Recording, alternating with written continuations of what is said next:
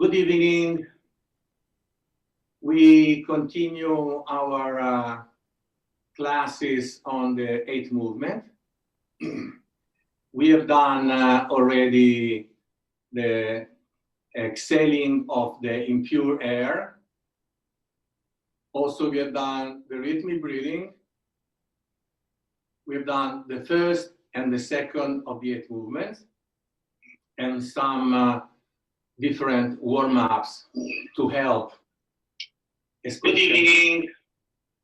Excuse me? We continue our again is looping classes on the eight movement. We have done already the exhaling of the impure air. Also, we have done the rhythmic breathing. We've done the first and the second of the eight movements and some different warm-ups to help. Good evening.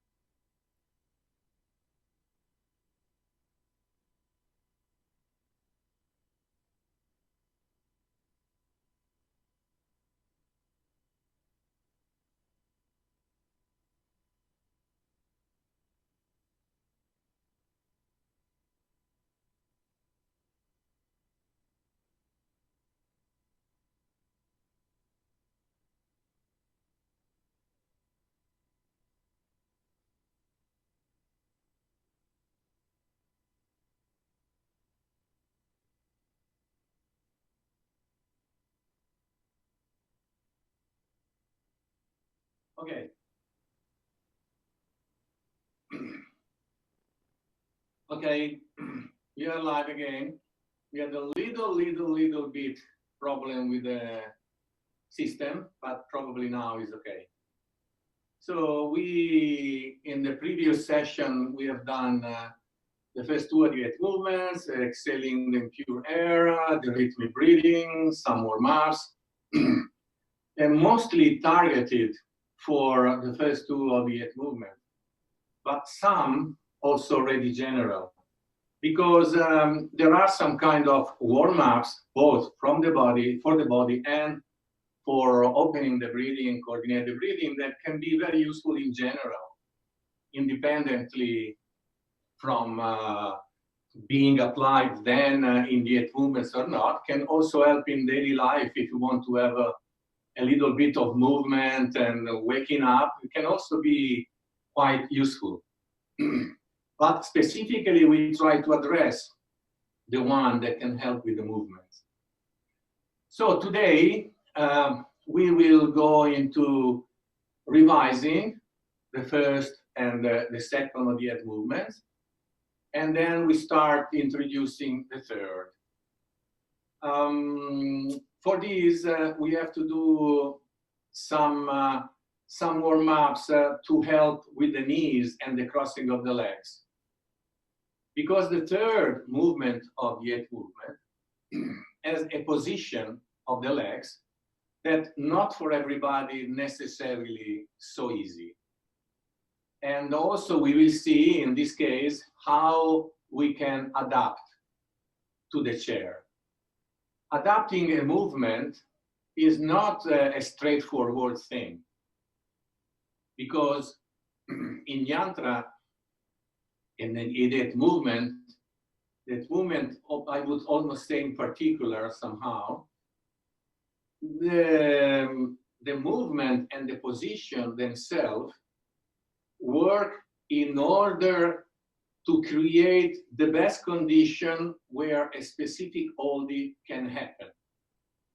There are 4 different kinds of holdings, and every movement is working with at least one, sometimes with 2. This is the characteristic of the eight movements. But if the position of the body and the movement that lead to that position is creating a particular way of inhaling.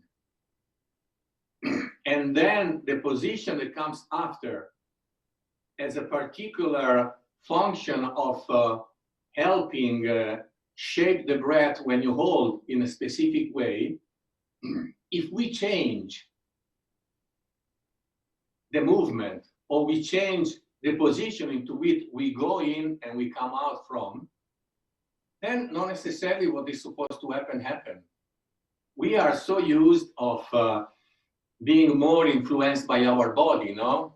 Also, apparently these days, some system of yoga looks like they are more focusing on the body.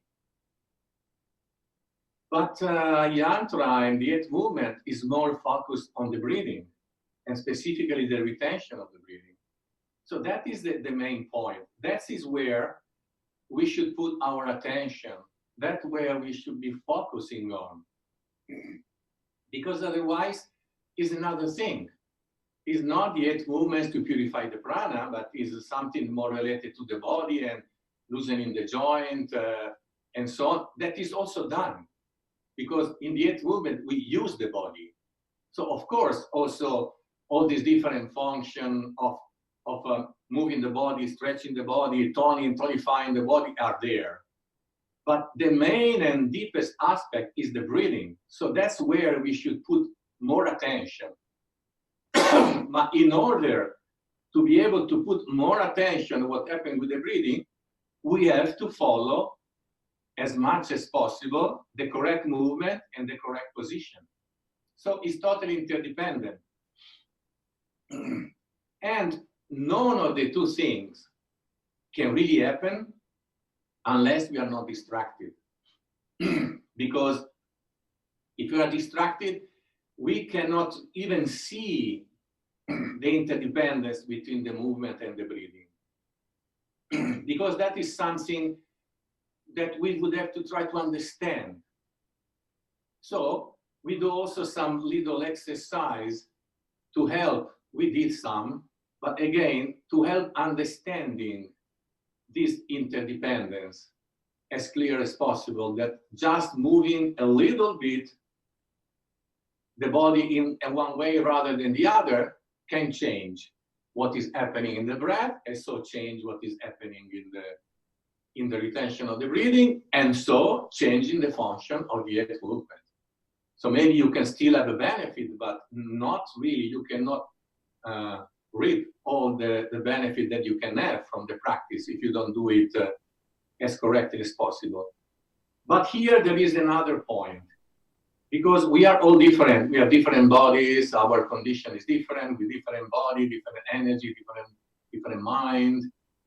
And so the practice becomes really concrete when you can, is really part of yourself, of your condition in general.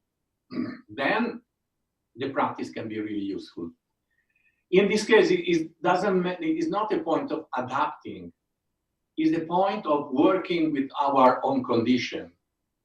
So that's why, if we can understand the basic principle, what is supposed to happen and how it's supposed to happen, then if you have to adapt something, maintaining a clear focus on the function of the breathing, then we can find a way to adapt in order to be able to do it without changing what is happening with the breathing. One example of this then we'll have when I will show you the 3rd movement, the basic position of the 3rd movement on the chair. Then you understand very clearly what I mean. Okay, so now we do some little general warm-up to prepare, but before, as generally we start a session of Yantra, we start with the 9 breathings to purify the stale air or the stale prana. Okay. So we get a nice position, straight. Since we're starting to go straight into the 9 breathings, then you try to have the seven qualification of Aerochana present, one line between the tip of the nose and the navel. That is, for me, the most important somehow. Then the shoulders should be open. These two fingers, the thumb and the ring finger at the side of the knees.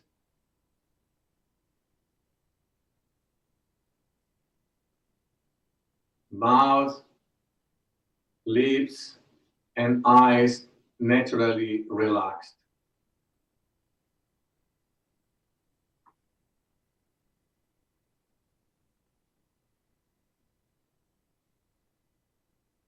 The general attitude of the body is that you are relaxed but present. It means that you are kind of keeping your position. You are not remaining like this.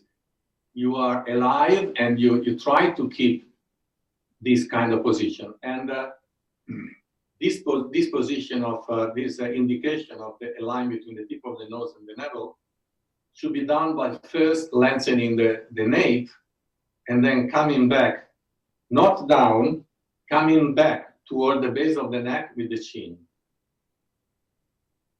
Many people end up doing this, but it's not. I already said it. First you lengthen and then you move back. And then you automatically feel the control of the sides.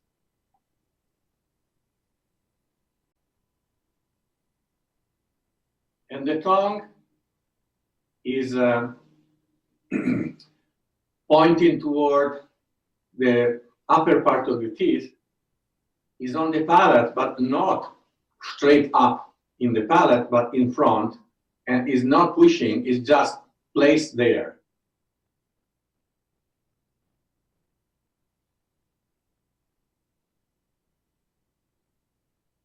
Remember what I explained, that if we do correctly the inhalation, trying to put the air basically in the belly,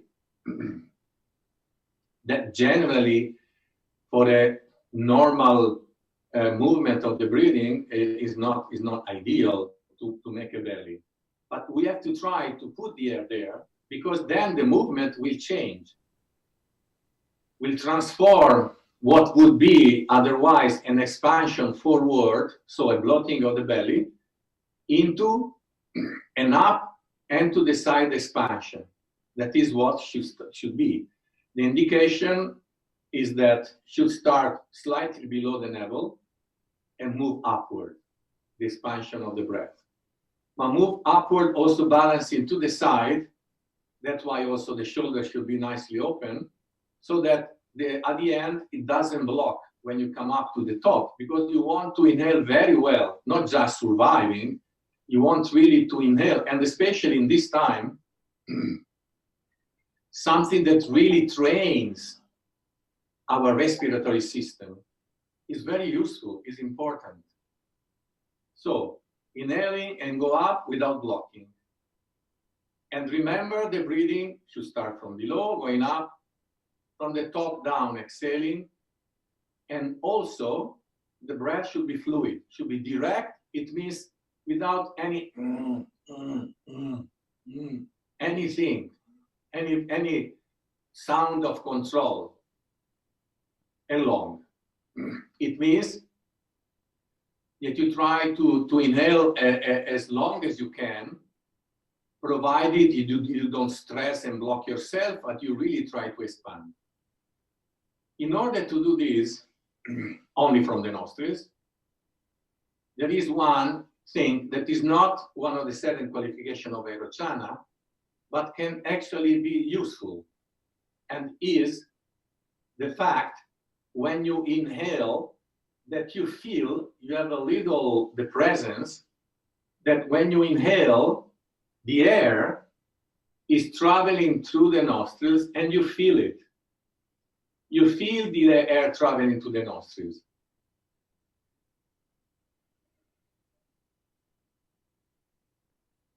This simple thing generally can help in letting the breath more direct, you less tendency of control, because it tends to allow you to keep the throat more open. The focus of the camera is switching, but we can do nothing because we cannot control the light. Okay. With all these indications, we do our position to settle in, stretch very well, keep the sides up, and bring the hands at the knees. A couple of inhalation and exhalation to prepare.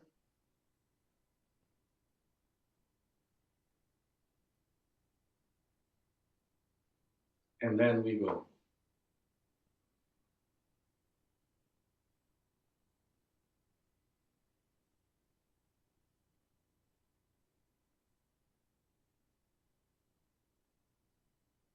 We inhale.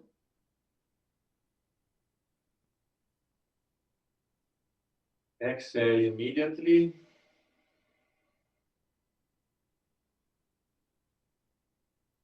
Remain empty. Still empty. Now inhale the other side.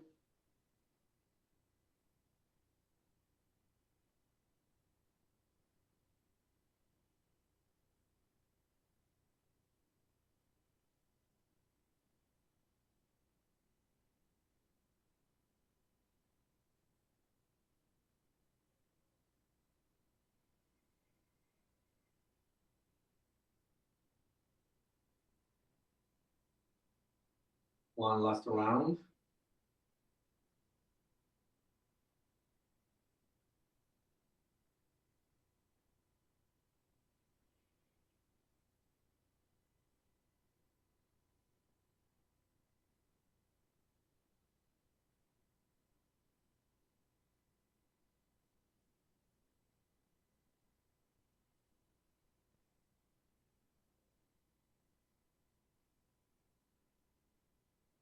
Now in the position, inhale.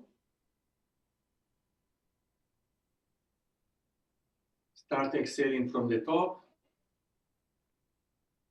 And then move forward, back straight from the navel. You get the point you get, remain there a little bit empty. Then come back.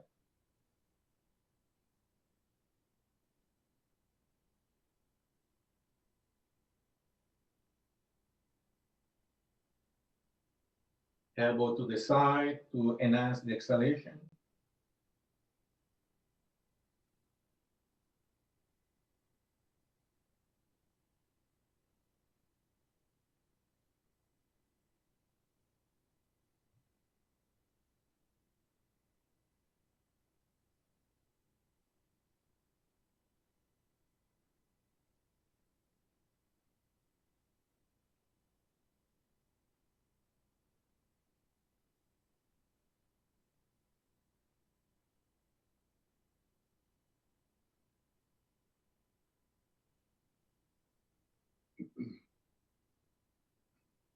So ideally, when you do this movement, especially this part, you really feel something happening, stretching, opening of the rib cage. If you feel nothing is trying to expand or going up like this, then it means you are doing it too softly. It means you're doing without enough intention of the movement, without really lifting up the elbow and creating the right condition for the expansion, and so a full inhalation of the breath. Try to pay a little attention. So this is the 9 breathings, and we did it. Now we do some warm-ups. We do some general and some already focused on the third movement of the 8. The third movement of the 8 is specifically for directed hold or directing hold. It's called Jilwa in Tibetan. And it's a very important holding because the the holdings are in a sequence. And the sequence bring one holding to melt into the next until we get to the final holding, that is the contracted holding. So first, as we did in the first and the second movement, we have open hold. First we inhale long. Then we have the open hold. And then we have the directing hold, and then the directing hold will lead us to the next hold, that is the close hold. The close hold happens down, below the navel. So the air that has been inhaled should be led downward. First, we should leave open, because otherwise you block and close before the close hold. So first you have open hold. Is a way also to transit into directing the air down without blocking it before this time. So first we have an open hold, and from the open hold originates the directing hold. And the directing hold brings the air down. And when the air is down, then we control it down. That is the close hold. So the function of the directing hold is important. It's very important also in the Yantra and in general.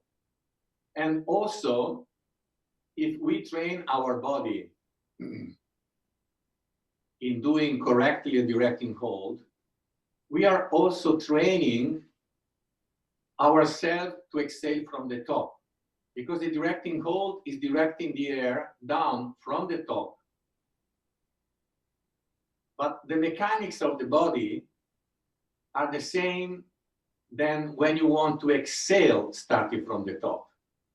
So training the exhalation from the top helps the directing hold. Training the directing hold helps the exhalation from the top. And this, honestly, a more natural way of breathing. It's a kind of just happens in this way, more naturally. Okay, so we do our little warm-ups. First we shake.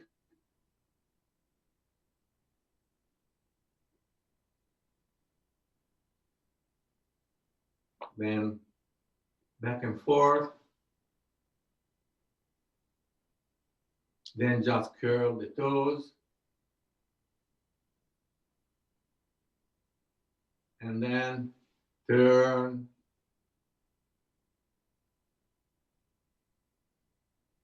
One direction, the other direction.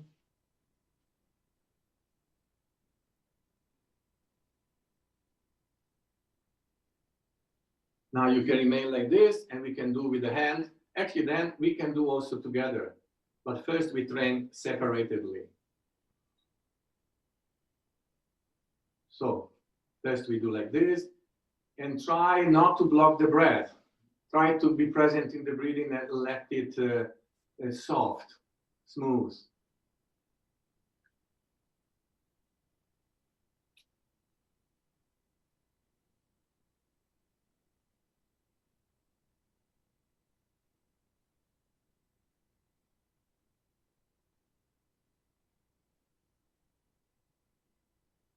These simple exercises are very good for the joint. And now we do together.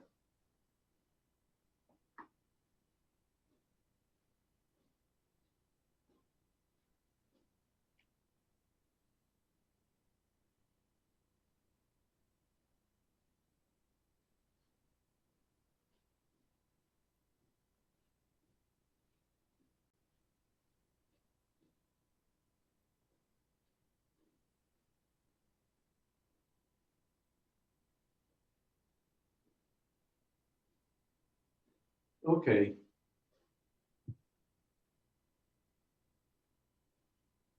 Go like this and shake.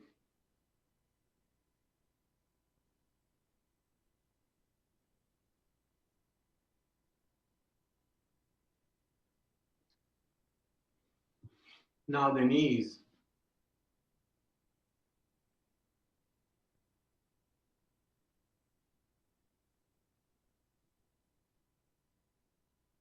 the foot. The foot already did, but still we do a little bit.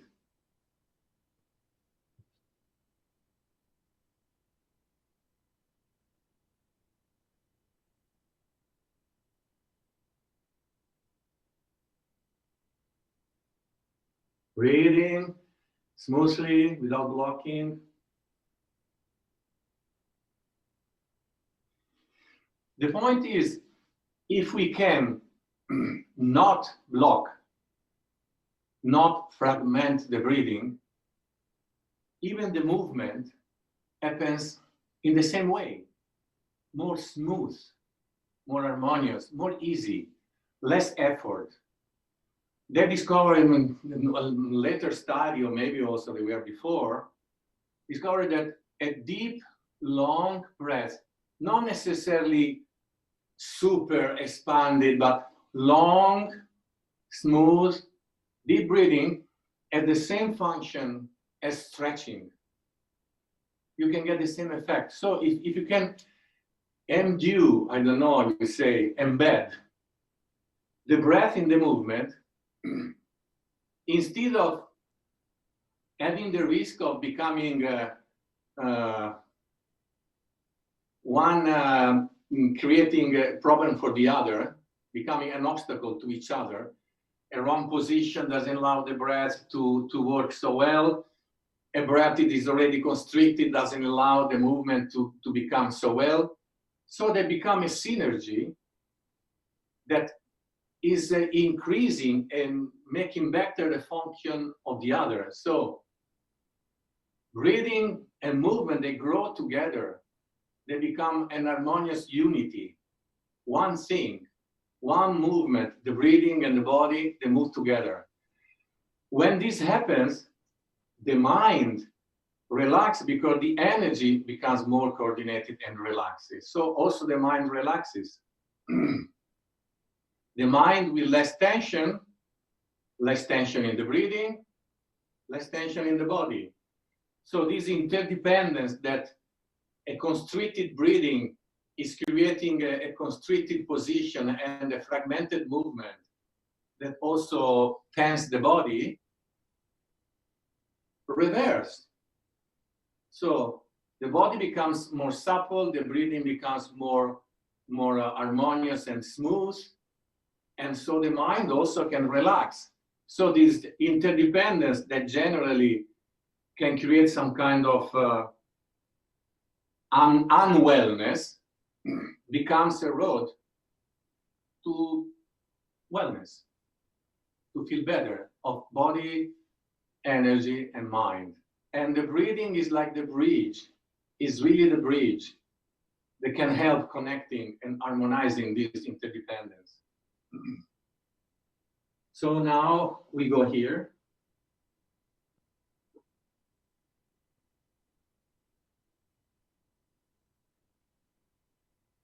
Trying to keep the back straight.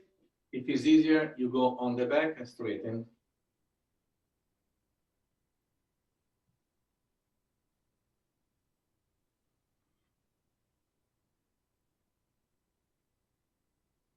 Also, we have slowly to prepare for the fourth movement and the seventh, because there is something that is a little challenging, and so we try to also slowly prepare from that in advance.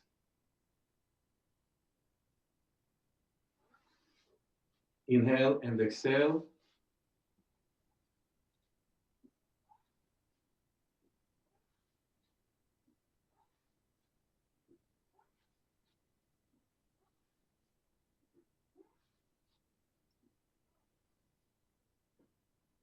Okay, now try to stay in this position and try to touch your foot.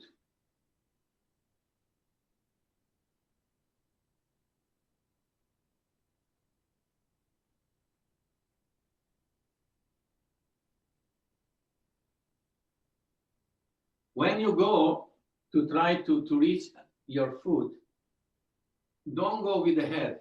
I already explained that. Don't do this. Go with the navel and then reach. First, go like this and then reach. If you cannot touch the foot, doesn't matter. You stay here. You even stay here. But the movement is this, not this. This. Gentle, without pushing too much.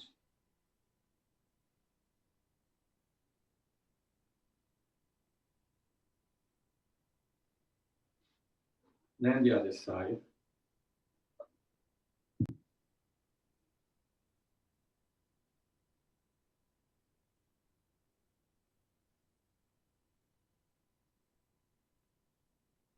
Again, this.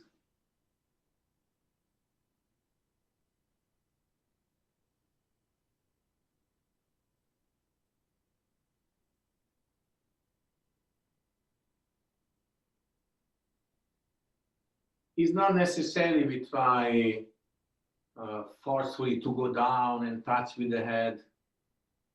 Most people cannot. Doesn't change much. It's not that then you cannot do the movement because you can't. No. These things sometimes are connecting movement and to finish, and the purpose is to go forward, for example, and exhale nice and thorough. So if you do that, if you're ear or ear or ear or ear, that doesn't really change that much. If you know how to help yourself exhaling well. But if you do like this, you exhale better than if you do like this. You have to let the space. For example, like the end of the 9 breathings. This one, we start from the top and we go down. Pretty much here is the same. We start exhaling, and then when we go down, we finish to exhale nicely from below. When this happens, more or less down is not changing much at all. Okay, shake a little bit more. I'm not doing it too many warm-ups because otherwise take too much time. Now I have to show a little bit how it is on the chair.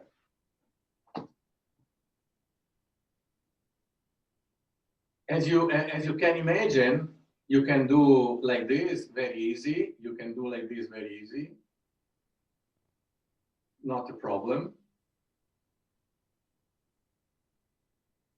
You can do this, all without problem. And this, you can simply do like this. Keep the leg up, maybe do the other.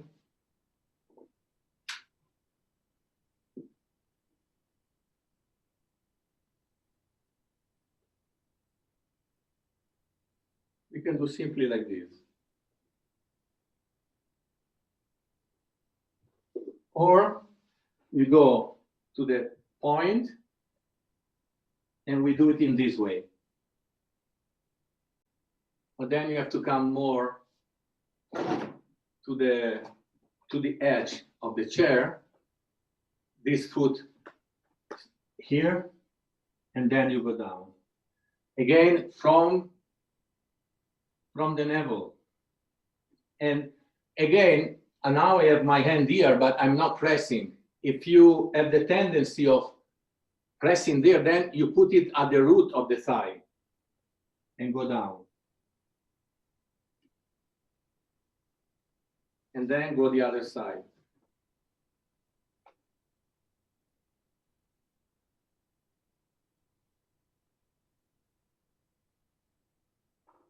Okay.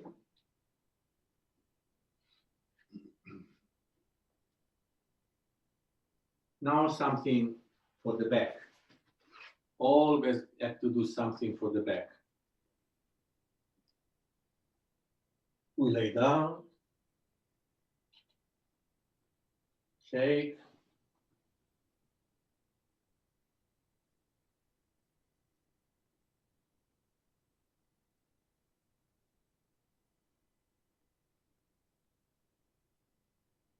I know that people like this one.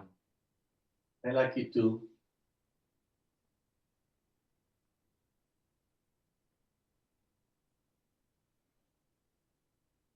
And then keep your knees toward the chest and roll a little bit.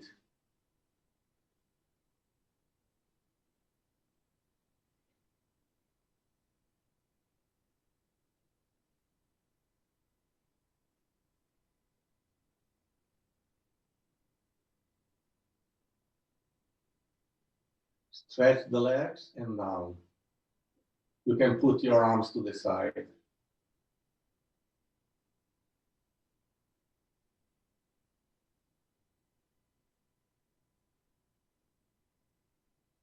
Inhale and exhale. Now close one. Exhaling, inhaling, and exhaling.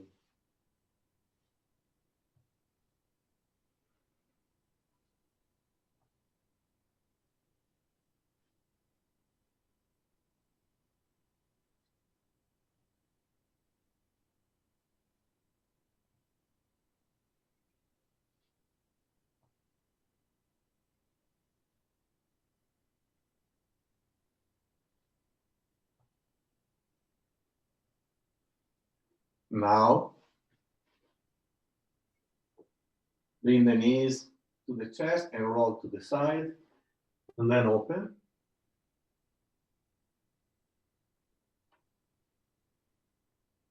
Look at the ceiling.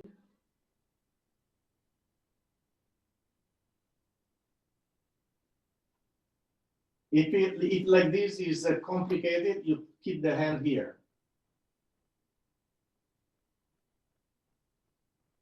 And breathe now and then nice and deep, so you open up the breath.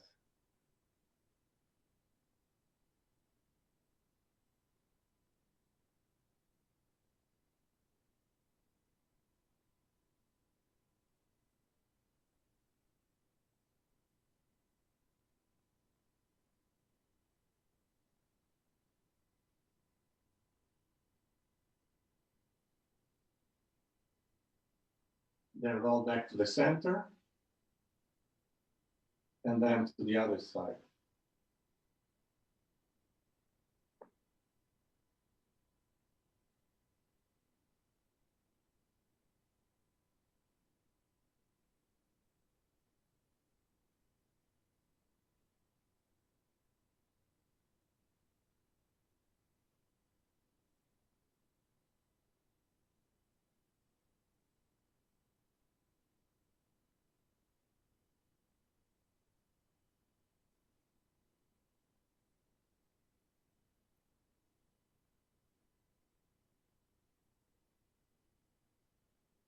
Okay, roll back to the center.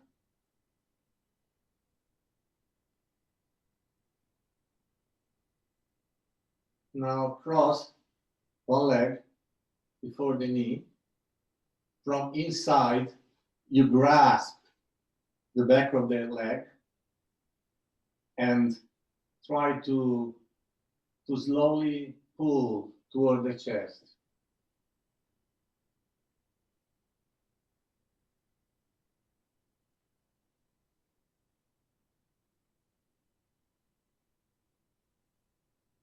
Then we switch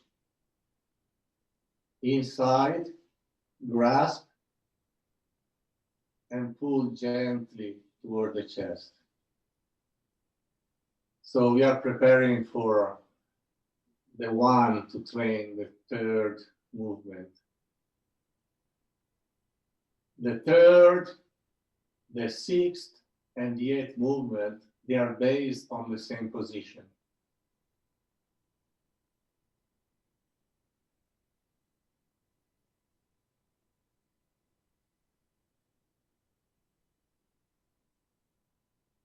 Okay, now go down, feet close to the body. Inhale and exhale.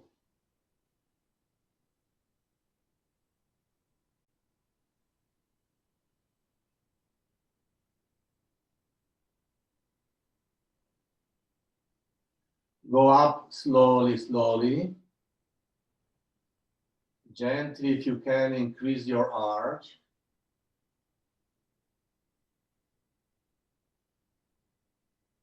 When you exhale, let the vertebra drop against the floor. Actually, make it adhere to the floor while you exhale. You use the momentum of the exhalation to kind of slightly press the vertebra on the ground.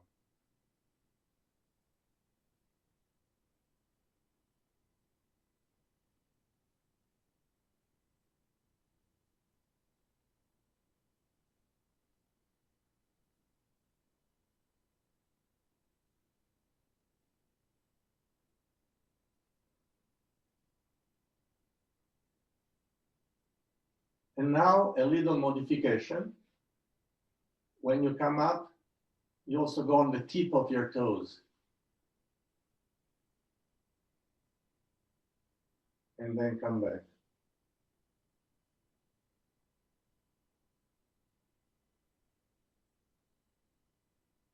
Inhaling, go up. Exhaling,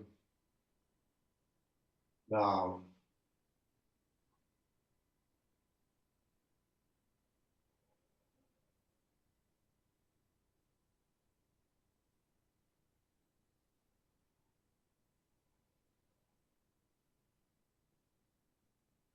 Now again, balance a little bit.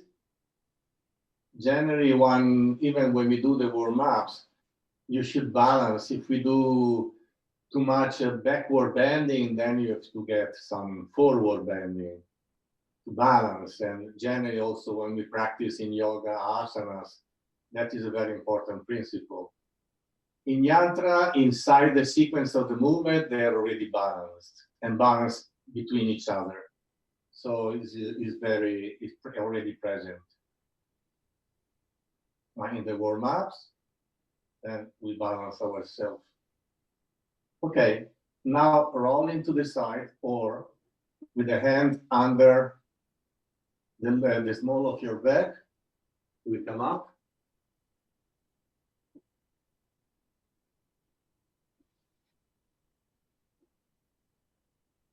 And now we do a little bit of this, inhaling and exhaling, without pushing, gently.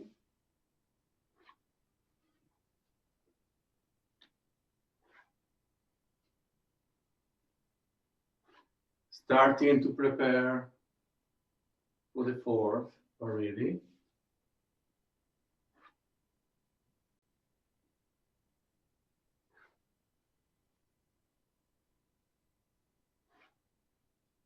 So now we kneel. And we do a little for the first and the second.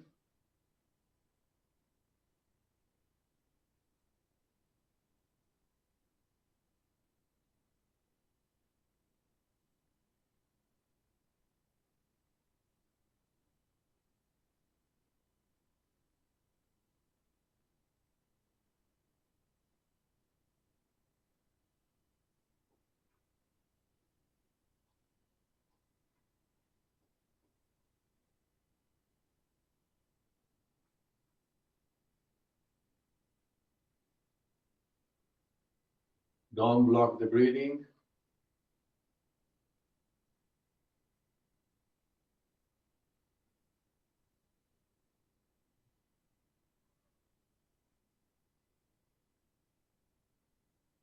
You can put one hand there and then stretch the side.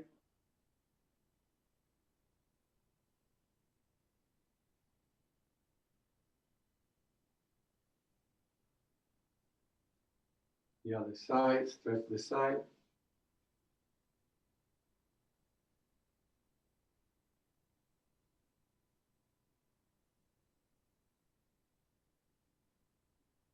Move back the shoulder blade.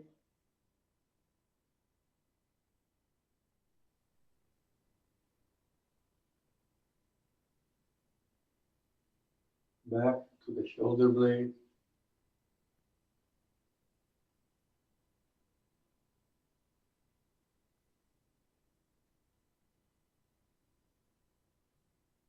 Now we start preparing for the third, a little bit of torsion, also sitting. Inhale to the side, exhale in the center.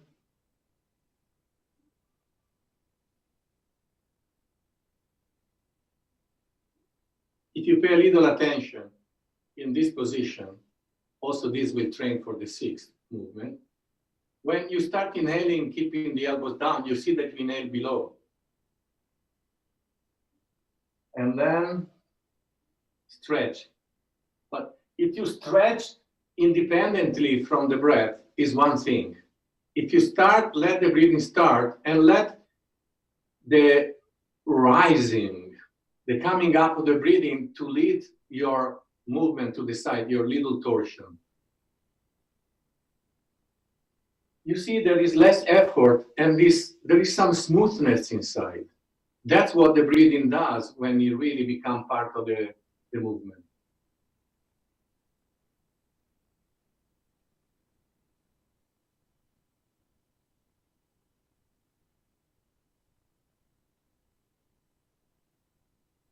Okay, now the elbow up, and we can stretch it.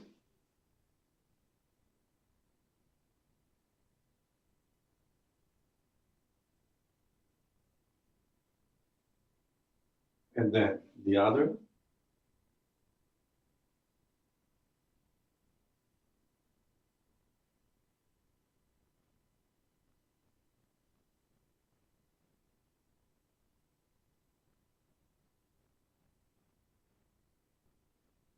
Obviously, all these obviously you can do on the chair very easily. In this case, maybe if you hook your feet, if you have this kind of chair, so you are nice and the legs are stable, feet are stable, and then you do it this way or this way, it doesn't really change anything.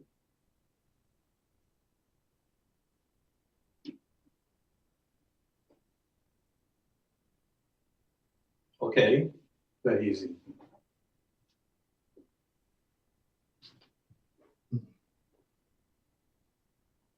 Now,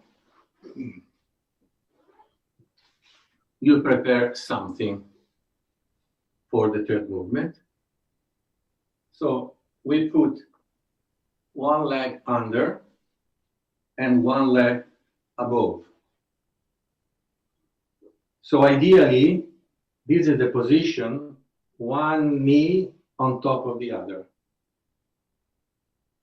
So ideally, this is the position that we have to use to practice the third, the sixth, and the eighth movement.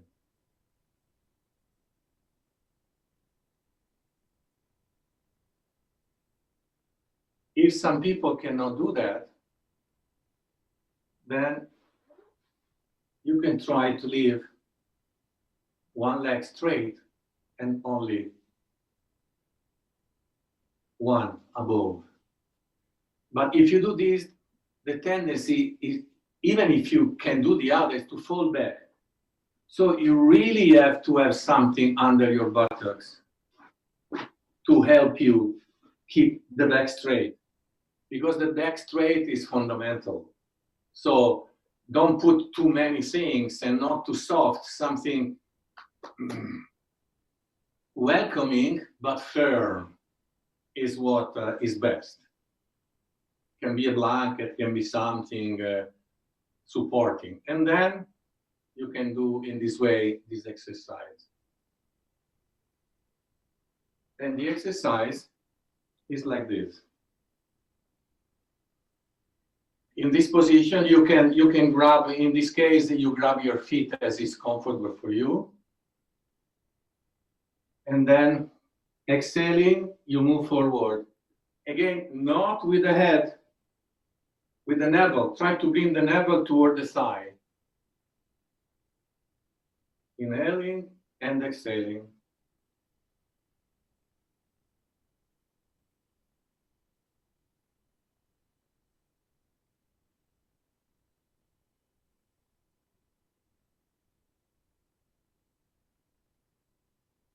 And then if you can, you stay there and let it stretch a little bit.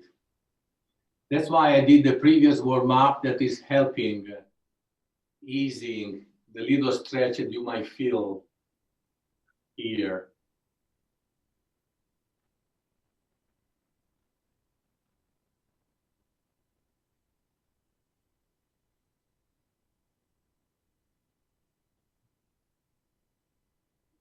And then now if you want, you really lean on your thigh and let the head go down. Now.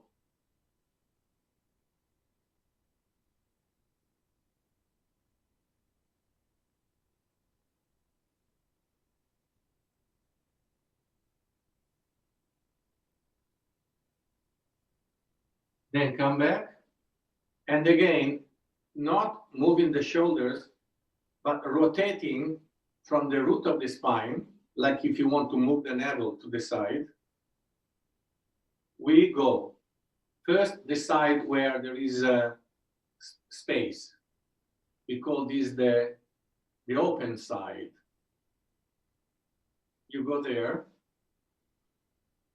You control this leg with this arm. The other arm is back, straight, so you can keep your back straight. And don't try to push it too much here. Just open and look in front, but not falling down. The back straight.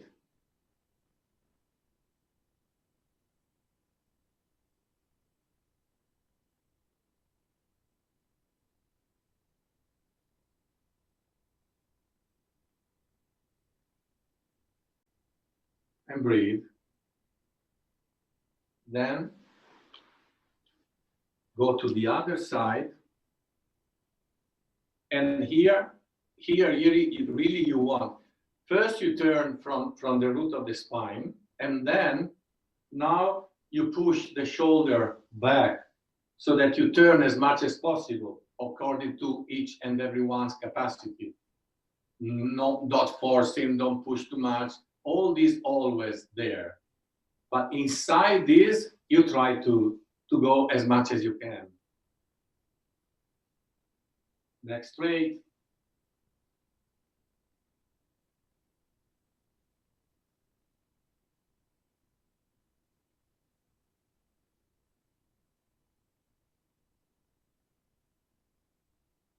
If you're doing it only with one leg, you do the same. You go like this, and then go like this. And before, you go like this.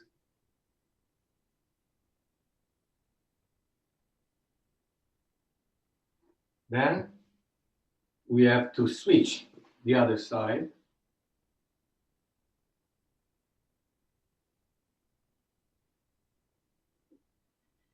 Inhaling and exhaling. Moving forward.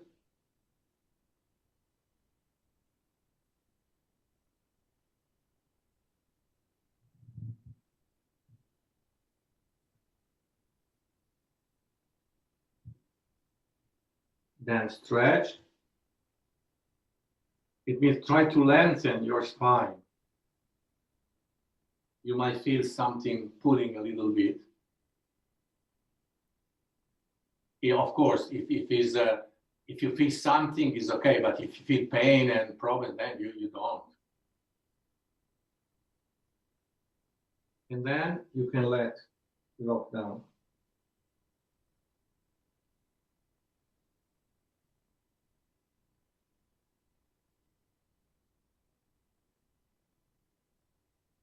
Then go to the open side.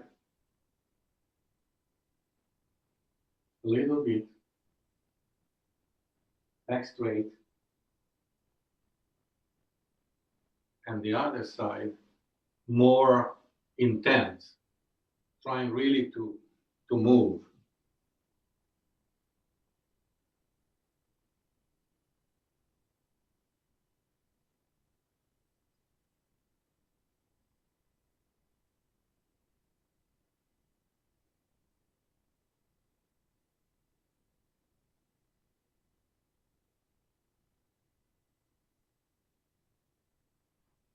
And then we do a little bit in movement. Open, then close, in and out.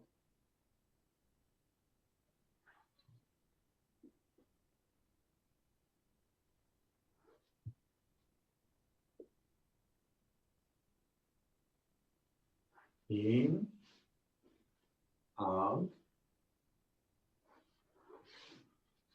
This is more useful for the sixth, but we start training it now.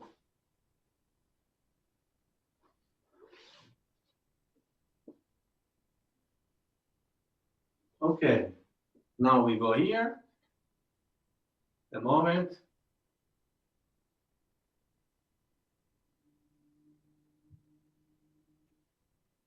Trying to keep this at the perineum and this as open as you can. Not too much like this, more like this, if it's possible. Back straight in case you have to put your hands back to keep the back straight, the arms straight.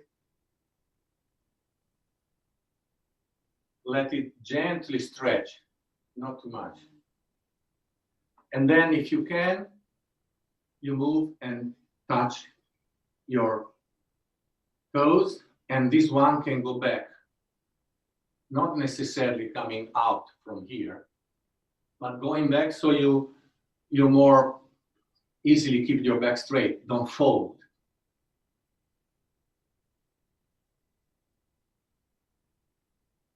We have seen this one already on the chair, how to do it. Then switch.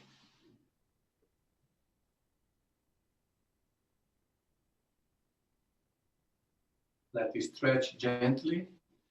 You can also sometimes massage a little bit, warm it up.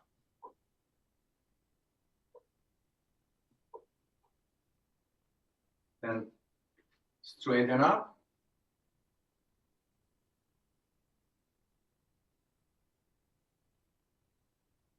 Go to the side,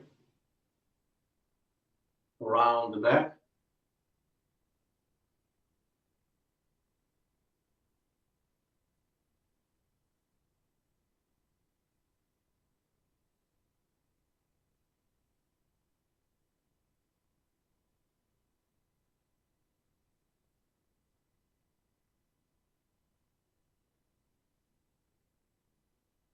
Okay. So this is the preparation for the different element that we need for the third movement. Now we go and see the first and the second. Again, I change a little bit.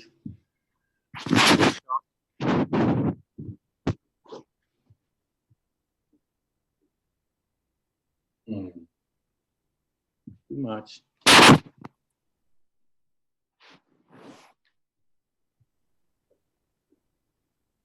Okay.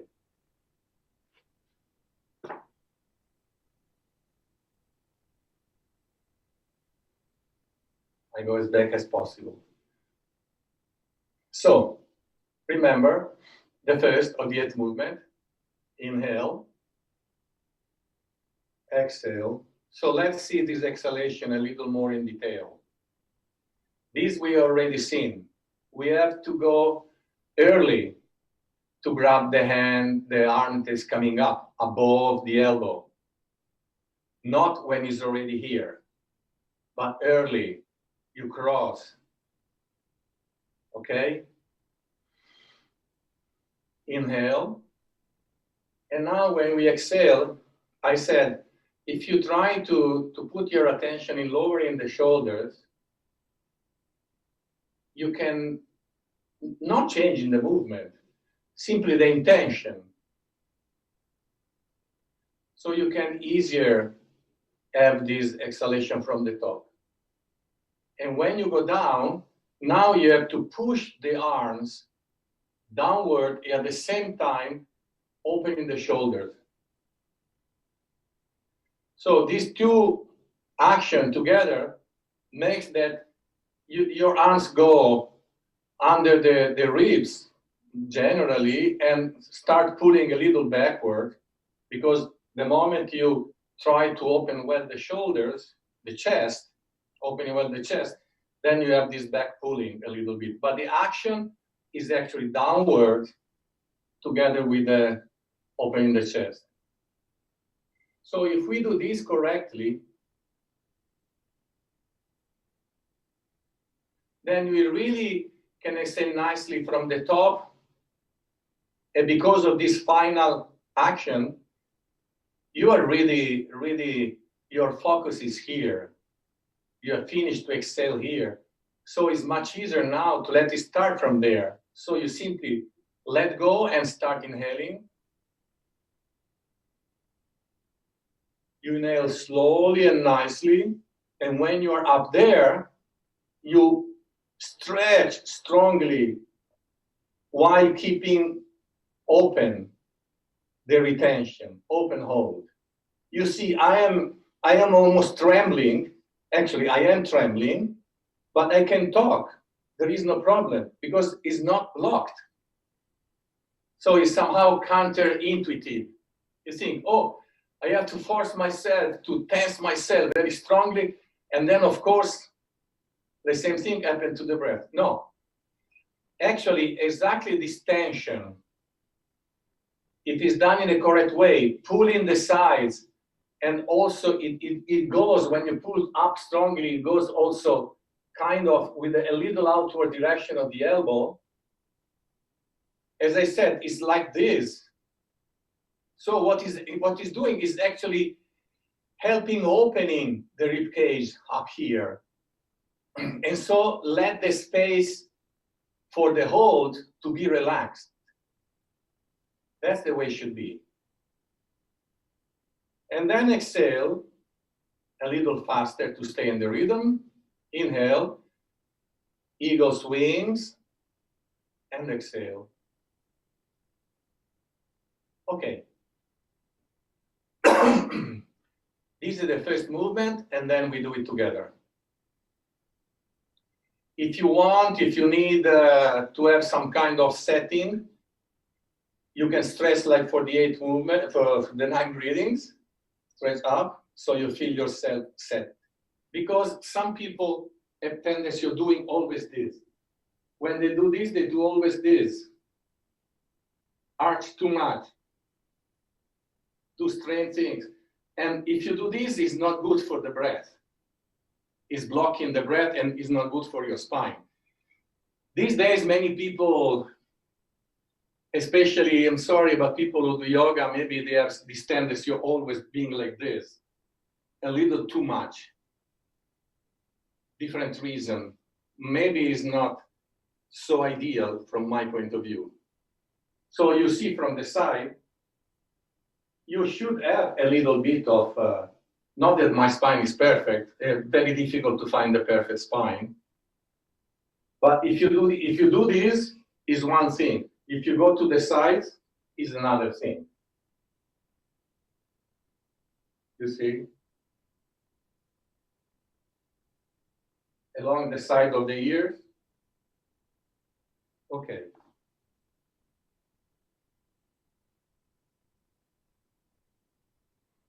Now we do it together.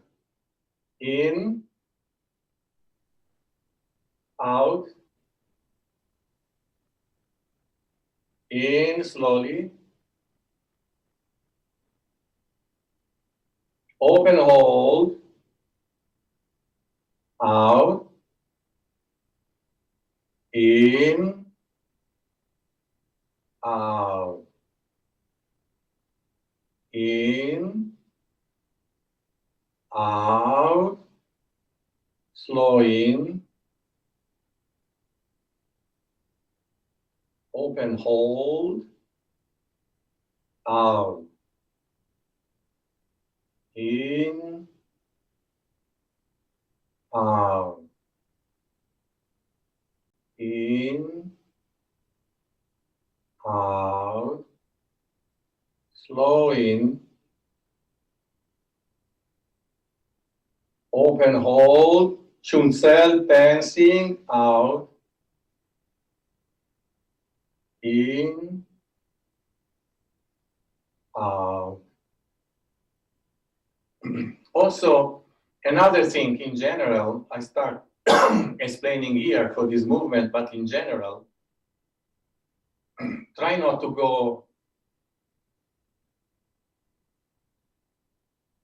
like breaking movement. Also, some people do like this. No, simply come to the side and go.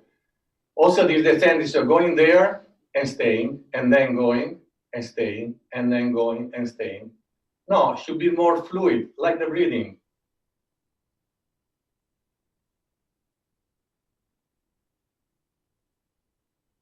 If you try to think and feel that you are going up when you inhale, actually the inhalation is lifting your arms. And the exhalation is letting the arms down.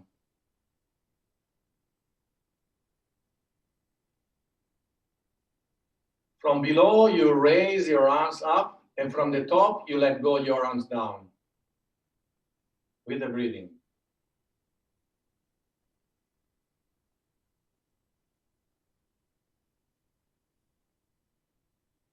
Then, if the breath is going like this inside the movement becomes like a dance.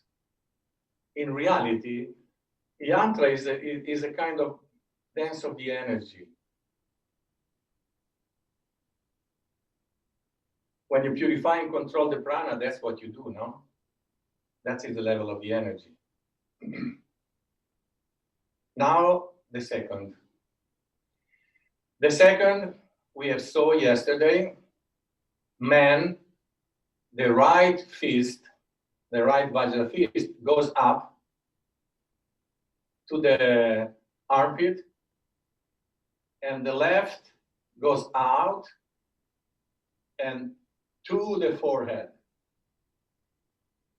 So that's the position.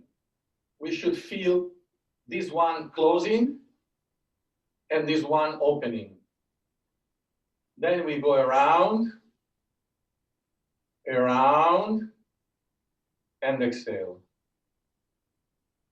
In, out. So actually, now I'm doing it here because the shot is better. But somehow, might be interesting to do it sometimes like this, to see if we really feel, of course, that you need a little space for the head, but still can be interesting to see the elbow up, the elbow here, to just get the sense of something. So first we do one side, then we do the other side, and then we do together. We should have 2 times this connecting movement to stay in the 7 phases that every movement should have. So when you finish this, the first, now we start the second, we do this movement again. In, out, in, hold open, hold directed, out. In, out. Then the other side, and then together. So now we do it. We do it together. So remember, first, in this position, the elbow is up, the fist is on the forehead. Then we go above the eyebrows, raising the eyebrows. We go to the ear. Then we go down a little bit to the nape. And then we continue traveling to the other ear. And when we do this, we are not releasing the control of the elbow. We are still keeping the elbow up. You are not doing this. We are still trying to keep the elbow up, and this movement is vigorous. Also, we don't go like a satellite around or going down, coming up, or going only here, down, coming up, and going down again. we try to travel eyebrows, ear, nape, ear, eyebrows, ear, and that's it. And we arrive. Okay, we do together.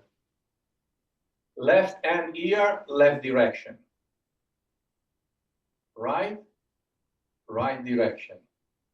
When start the movement.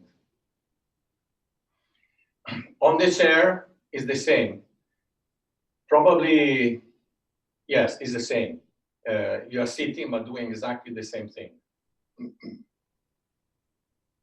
Okay, we have finished the first, and now we do together the second. In, out, men left, women right, up. In, hold open, hold directed, out. In, out. In, out. Last, the other side. In, open hold, directed hold vigorously, out. In, out. In, out.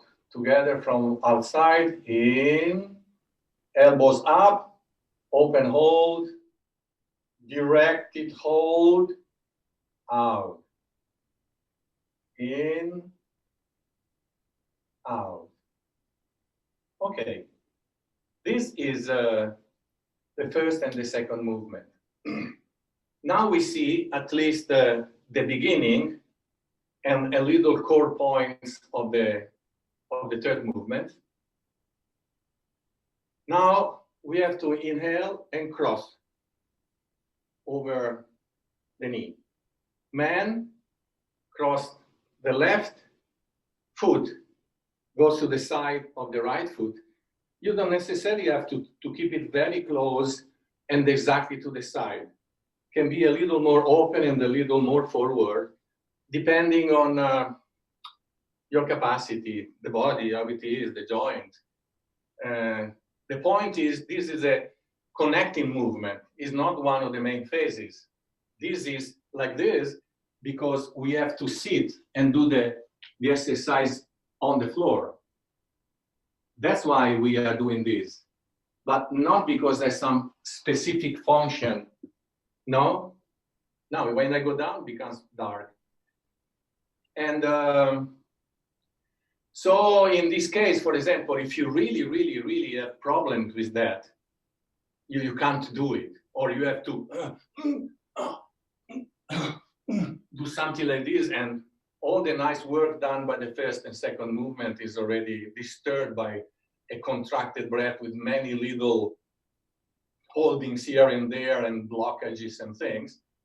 Then no problem. With a relaxed breathing, you go down and go into the position. And you do it from there. Very easy. No problem, because the main things happen here. But if you can, is also kind of elegant. So, inhale. When you inhale, at the same time, you move arms and legs. Inhale. And then you slide the back of the foot and start coming down and bringing your hand to your feet. Then we see exactly how we should do that. Women do the opposite. Now, if somebody has a little problem with that, can do like this, and then can also do this. First, bringing your hands down, and then sit. Also, this can be done. But again, don't block the breathing. Don't do when you get here, and then. If you have to block the breathing, it's not worth it.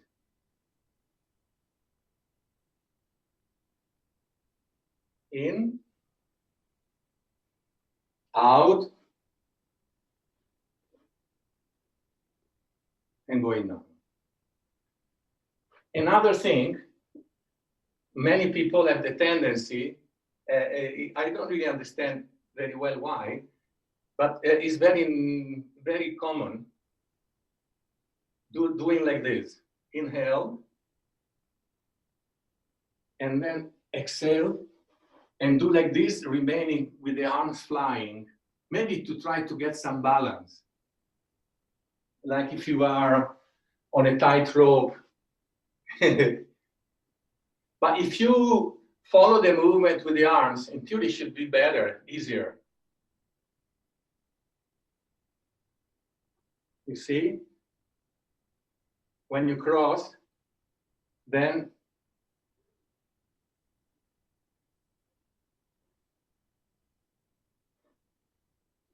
and then you sit.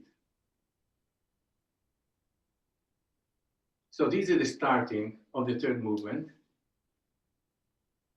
And now the third movement, I'm gonna show you, I'm gonna start telling you a little bit what is the focal point of the third movement. Maybe I change the camera to see it becomes a little clearer. Yes, it's better. So we are already here.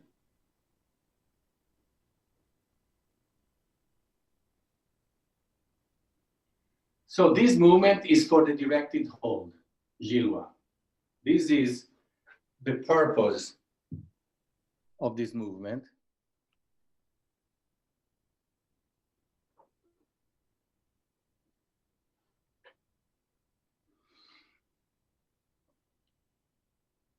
How we have to do that? In this way. I show you that just the central phase.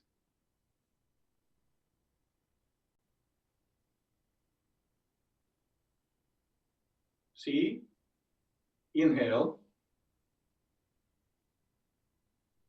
Open hold. The first thing we do. Look what the body is doing in this position. Is lifting up. You see?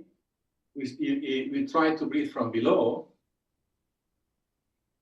And again, it's almost the breathing that is lifting our body. And the body is opening a little to the side, keeping the back straight from the root. You're not pushing the torsion. We let it happen while we inhale just a little. If we do like this, what happens? Pretty much, if you try, for example, you can see, pretty much what was happening here is like what is happening here when we do the second movement. This part is controlled because of the position, and this part is open. Jilwas, the directing hold, they work like this, one side and the other, and is generally very much with the rib cage, because that's what you do when you want to direct the air or to let the air out. The rib cage should pull in. If you want to breathe from the chest, that's what should happen. So that is the purpose, opening up to favor one side with expansion of the breath. And then keeping this uplifted spiral-like condition, you turn to the other side. And again, we do it from the root of the spine. And while we do this, we stay in open hold. And then we will go down and go into directing the hold. But this moment of the inhalation is, of course, very important. Nice. And then open hold, since possibly, ideally, you have been breathing very nicely in. So now you remain in open hold, where it's kind of settling. settling down a little bit. So that doesn't block, that you really start directing down from the top. And in reality, is kind of similar to the function of the previous movement, because you see, these create more or less the same condition. This one controlled, this one open. And then when we are in this one, now we are in open hold. When you go here, it's still very relaxed. The elbow, because you're going to the ear, the elbow is a little down, up in the upper chest is relaxed. But then, when you go to the nape, you look what happens. You go to the nape, and now the elbows comes up, and this space is closed. More when you go this, you close even more. So here, you close, and the two-space effect, you press, and it's going.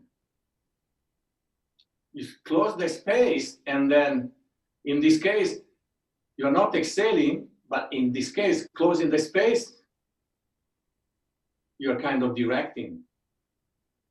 So from the open hold is born Jilwa. And here is pretty much the same. You inhale very nicely, like here. And then from the open hold that start closing because of the position, then we have Jilwa. This is a kind of the previous one, a kind of the transition is an open hold becomes Jilwa and kind of starting really.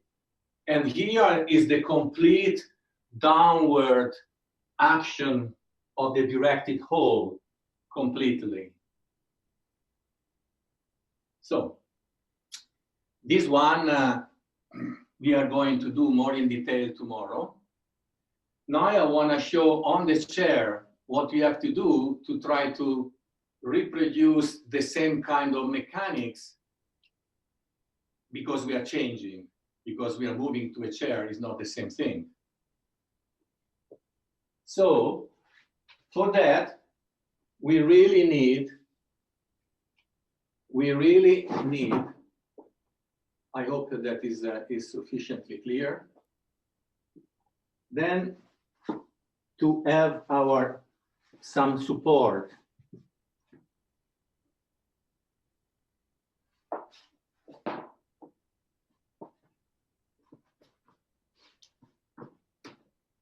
Okay, so you see, we could do this. If you follow what I just said, we could do this, no? And then we are like this, we can hook one foot and then go. But there is not much control here. This one is too open. Doesn't really happen, the famous here control and this open. So this has to come higher.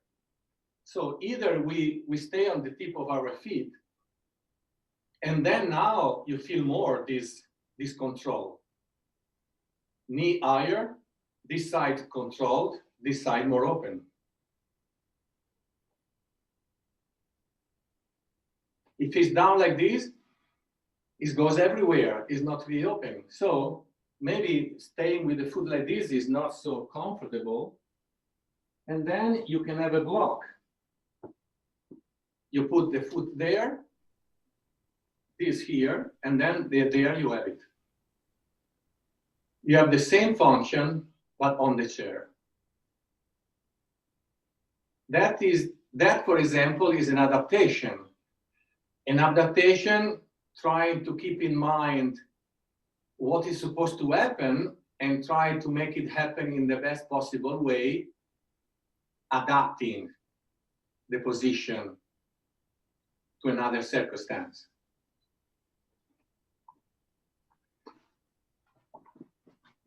Doing it on the floor, trying to adapt,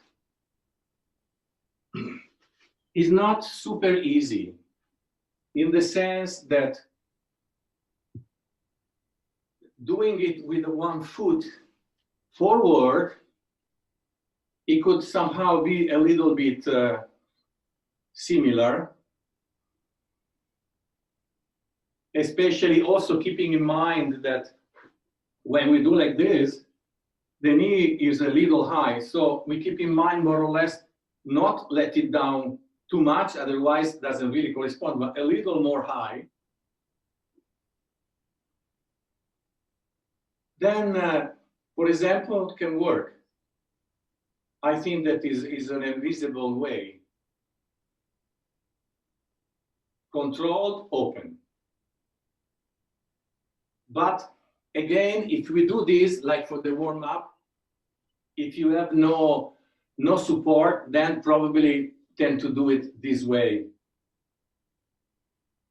And with the back curve, then no, the back should be straight. So you need to have something under to be able to do it a little more correctly.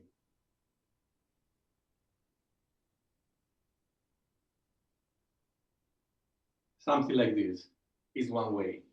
Because if we do like this and we let too much open, then again, it's like on the chair without lifting the knees. Everything is different. There is no this one side and the other, but this is a very particular of the movement. Both in the second there is Jilua, in the third there is Jilua, there is this way of favoring one side and then the other side. And also the yantras are like this, the yantra for Jilua. There is always a torsion. So always favoring the opening on one side and then balancing the opening on the other side. Okay. So today we have done just the first and second Viet movements. There is not much possibility to do something strange, but still we can start introducing what we generally do at the end of a session. And it is traditionally, when you know it, there is something called the Vajra wave. And it's a bit complex. I don't know, maybe down the road, who knows, we can maybe see that.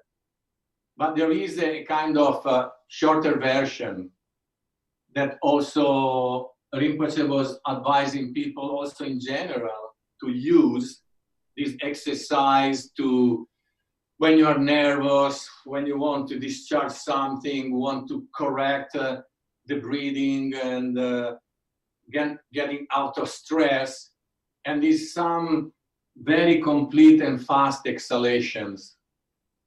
And then we just lay down and relax a moment, just without thinking anything, without changing the position, nothing, we just remain relaxing.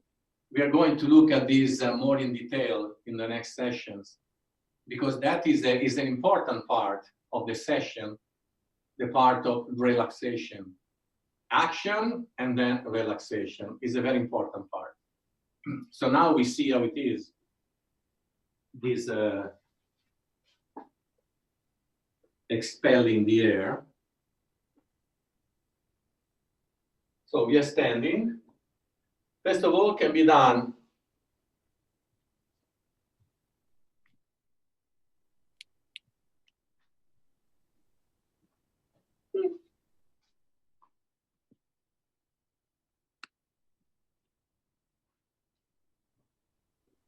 okay, if you don't see it, okay. Can be done with the knees, the legs straight, or bent. Generally, most people, unless they are trained, they prefer to do a little bend because it's gentler on the lower back. Otherwise, might have some problem doing fast like this. So, is inhaling and exhaling.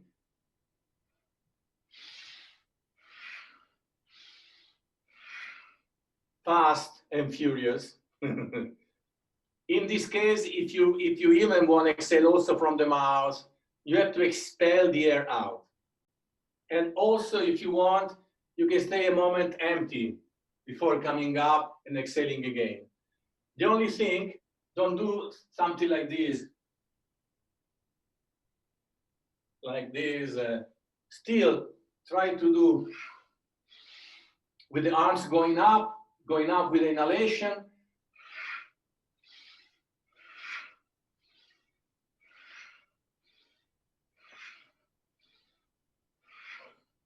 We do like 7 times like this. And then the last time, if you can, you maybe help yourself putting down the arm, the hands, so you don't fall back, exhaling. Then inhale, arms up and feet slightly separated, and then just let go everything. So I repeat.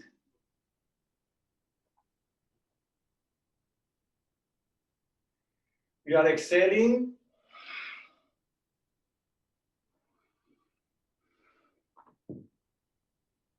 If you are able to do this without having to put your hands, of course, but generally people need to put the hands to be able to do that.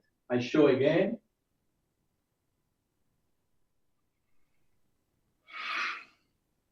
Exhaling here, inhale and exhale. And try not to block the breath, not to go, but always the breathing like an ellipse, always moving. More than a circle is like an ellipse, always connecting. Exhalation and inhalation, always connecting smoothly. Okay. So if you want now, we do it.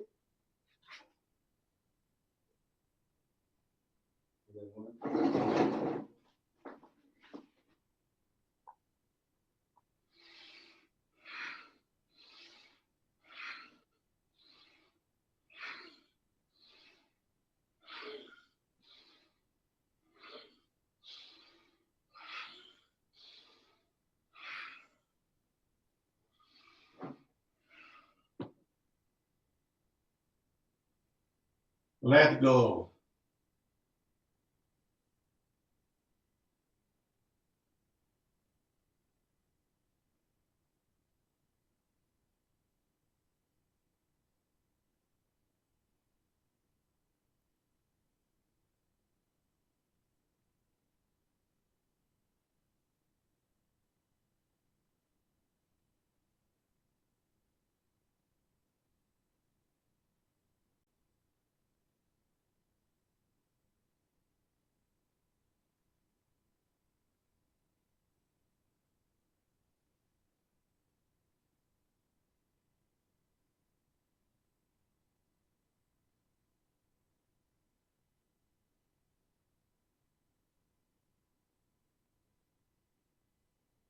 Okay.